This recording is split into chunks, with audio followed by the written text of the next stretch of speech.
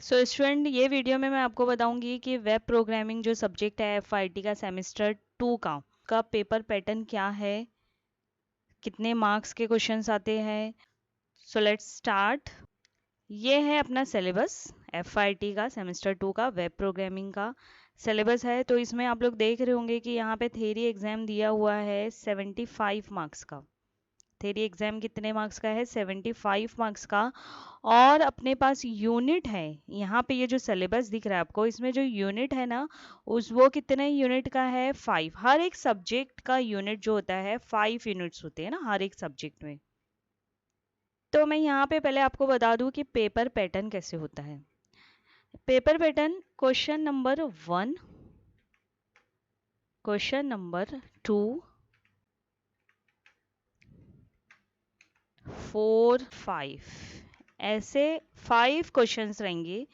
And each question have 6 सब question, मतलब इसमें रहेंगे 6 क्वेश्चंस रहेंगे, A B C D E, हर एक क्वेश्चन में।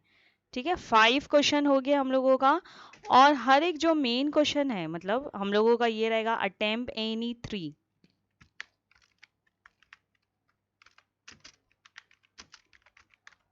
तो देखो, ये क्वेश्चन नंबर 1 अटेम्प्ट एनी 3 कितने मार्क्स का रहेगा? ये 15 मार्क्स का।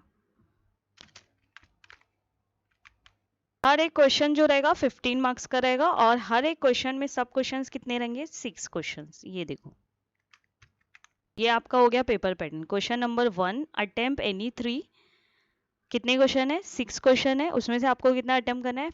3 क्वेश्चन अटेम्प्ट करना है। Each question carry 5 marks. मतलब एक क्वेश्चन का आंसर आप लिखते हो तो आपको कितना मिलेगा?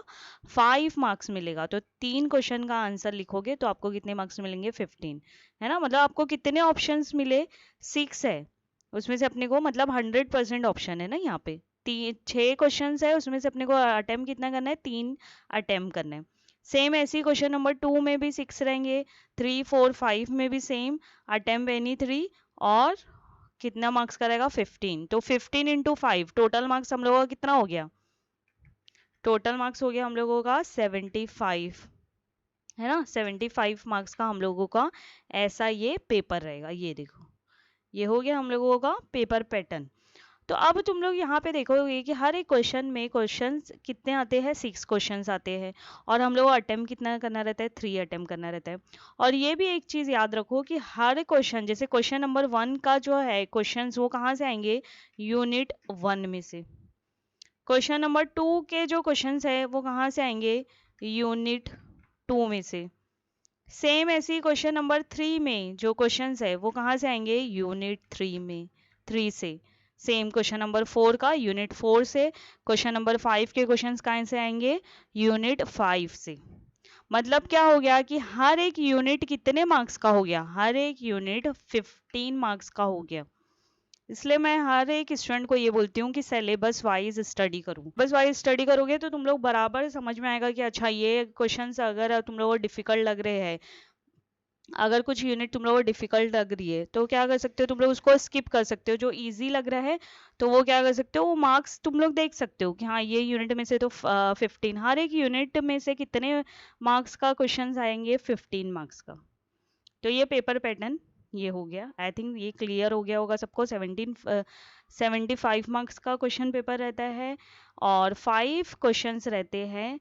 हर एक क्वेश्चन में 6 क्वेश्चन रहेंगे। उसमें अटेम्प्ट कितना करना रहेगा हम लोगों को? 3। और टोटल मार्क्स कितना रहेगा? 15। Each question carry 5 marks. तो ऐसे हम लोगों के टोटल कितने हो गए? 75। अब ये देखो, ये हो गया हम लोगों का सिलेबस, है ना। तो मैंने क्या बोला कि हर एक यूनिट में से हम लोगों को कितने मार्क्स का आएगा? 15 मार्क्स का आएगा। तो तुम लोग देख रहे होंगे कि हर एक यूनिट में अपने को चैप्टर कितने हैं? 2 या 3। ये देखो, सिर्फ ये यूनिट 4 जो है ना, सॉरी, यूनिट 3 जो है हम लोगों का जावा स्क्रिप्ट, उसमें ज़्यादा चैप्टर्स है। और यूनिट 4 में चैप्टर्स यहाँ पे कम दिख रहे हैं, लेकिन है वो पूरा ना, पीएचपी पूरा है, पूरा यहाँ पे जावा स्क्रिप्ट है। तो यहाँ पे हम लोग क्या कर सकते हैं? हम लोग देख सकते हैं कि हाँ, यूनिट 1 में से हम लोगों को कितने मार्क्स का आएगा? 15 मार्क्स का आएगा। तो यूनिट 1 जो है वो थेरोटिकल है, थेरी है इसके अंदर। जैसे यहाँ पे जो टॉपिक है वही क्या है, इंटरनेट एंड www। तो उसमें तुम लोगों को दिख ही रहा है कि इंटरनेट है, इंटरनेट के क्वेश्चंस आ सकते हैं, एप्लीकेशंस के ऊपर क्वेश्चंस आ सकते हैं, और यहाँ पे क्वेश्चंस आ सकते हैं ब्राउजर के ऊपर से, सर्च इंजन पे क्वेश्चंस आ सकते हैं। तो ये क्या हो गया, थ्योरेटिकल हो गया। तो इजी है ये, तुम लोगों को समझ में आ रहा है कि कौन से टाइप के क्वेश्चंस आ रही है। फिर जो चैप्टर नंबर 2 है, यूनिट 1 का मतलब पार्ट 2 जो है, उसमें हम लोगों का HTML5। अब ये तुम लोगों को ऐसे लग रहा है 4 लाइन का, लेकिन इसमें से बहुत सारे क्वेश्चंस आ सकते हैं। फॉर्मेटिंग टैग्स है, हाइपरलिंक है, बैकग्राउंड है, स्टाइल शीट है, CSS है, पैराग्राफ के ऊपर क्वेश्चंस आ सकते हैं। तो मैंने यहाँ पे क्वेश्चन बैंक भी बनाया है जो तुम लोग यूज कर सकते हो। तो ये डिस्क्रिप्शन बॉक्स में मैं इसका लिंक दे दूंगी। ये देखो, ये यूनिट 1 का है। ओके, ये क्या है, हम लोगों को यूनिट 1 का है। लेकिन देखो, ये जो मैं क्वेश्चन बैंक बनाई हूँ, इसमें ना प्रैक्टिकल के क्वेश्चंस नहीं डाली हूँ। आप क्वेश्चन पेपर देखोगे ना, मैं नेक्स्ट वीडियो में क्वेश्चन पेपर का भी बताऊंगी कि क्वेश्चन पेपर प्रीवियस ईयर का कैसे आया था और उसमें कैसे कैसे क्वेश्चंस थे, हम लोग कैसे सॉल्व करेंगे, वो भी आपको मैं बताऊंगी। बट यहाँ पे मैंने जो क्वेश्चन बैंक बनाए हैं उसमें प्रैक्टिकल के क्वेश्चन नहीं इंक्लूड किए।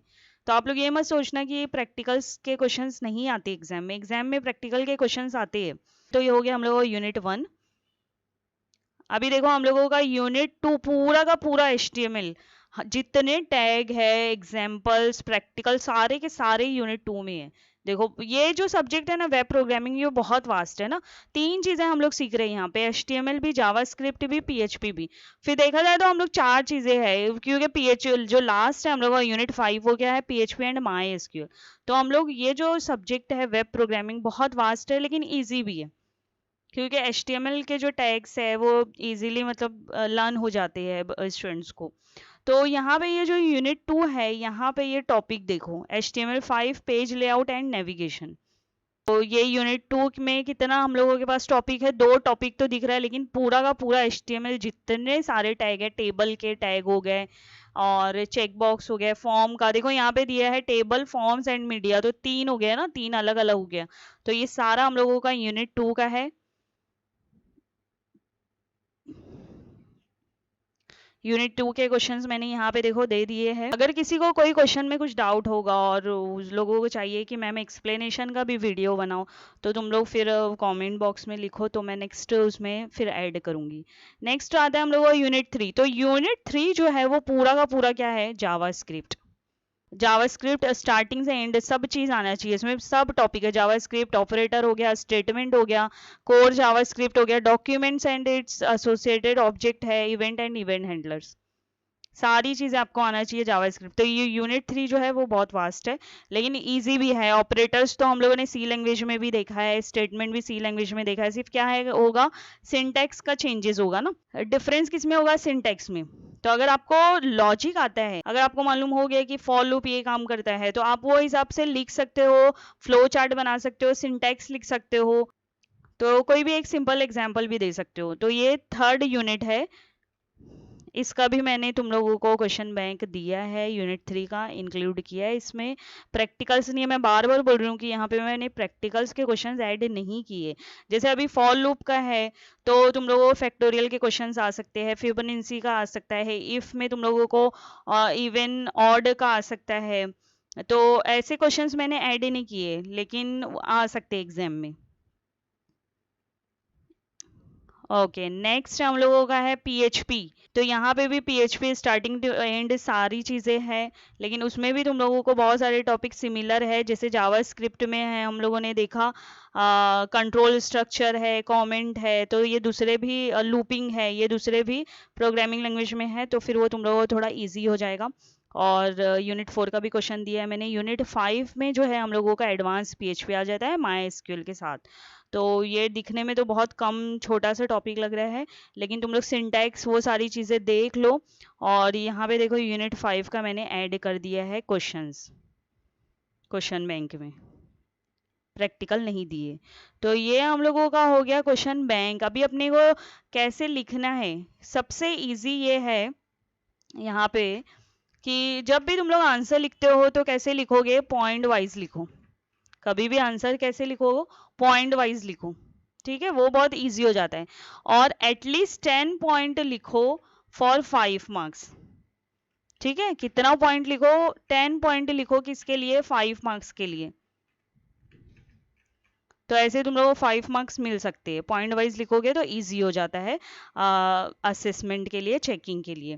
फिर नेक्स्ट आता है, जैसे क्वेश्चंस आते हैं ना कि फॉर लूप हो गया, इफ स्टेटमेंट हो गया, स्विच हो गया, ऑपरेटर्स हो गया, क्योंकि ये हम लोगों का प्रैक्टिकल सब्जेक्ट है। तो इस तरह के जो क्वेश्चंस आएंगे ना, तो उसको कैसे लिखने का पैटर्न है वो मैं आपको बता देती हूँ। कि तो सबसे पहले आप क्या करो, उसका डेफिनेशन लिखो। ओके, कि वो क्या काम करता है, उसका क्या यूज है, वो लिखो सबसे पहला। हाँ, फिर उसके बाद उसका जो है, अगर फ्लो चार्ट है उसका, तो फ्लो चार्ट बना दो। तो अगर आप जावा स्क्रिप्ट में फॉर लूप देखोगे, उसका फ्लो चार्ट सेम पीएचपी में भी फॉर लूप का वही फ्लो चार्ट रहेगा, कुछ अलग नहीं रहेगा। तो फ्लो चार्ट अगर आप एक प्रोग्रामिंग लैंग्वेज में, सी में अगर देखते हो, तो वही जावा स्क्रिप्ट में भी है, स्क्रिप्टिंग लैंग्वेज में भी है, और पीएचपी में भी है। तो फ्लो चार्ट बना लो। उसके बाद हम लोग लिखेंगे सिंटैक्स। हाँ, सिंटैक्स लिखने के बाद क्या कर दो, एक एग्जाम्पल दे दो। ठीक है, तो ये है हम लोगों का मेन। अगर ऐसे लिखना स्टार्ट करोगे ना, तो थेरी ऐसे बाय हार्ट मत करते जाओ, पहले देखो कि हम लोगों को कैसे लिखना है, डेफिनेशन उसका क्या यूज है, एंड देन फ्लो चार्ट बनाओ, फ्लो डायग्राम बनाओ, सिंटैक्स लिखो, और एग्जाम्पल्स लिखो। कोई भी एक प्रोग्राम लिखो, कोई भी एक एग्जाम्पल दे दो, तो तुम लोगों को मार्क्स मिल जाएगा। तो इसमें मैंने तुम लोगों को बता दिया है कि पेपर पैटर्न कैसे है, सिलेबस वाइज तुम लोगों को क्वेश्चन बैंक भी मैंने दे दिया है। डाउट और कुछ भी प्रॉब्लम हैगी तो आप कमेंट में लिखो, फिर मैं नेक्स्ट वीडियो बनाती हूँ वो हिसाब से। Thank you.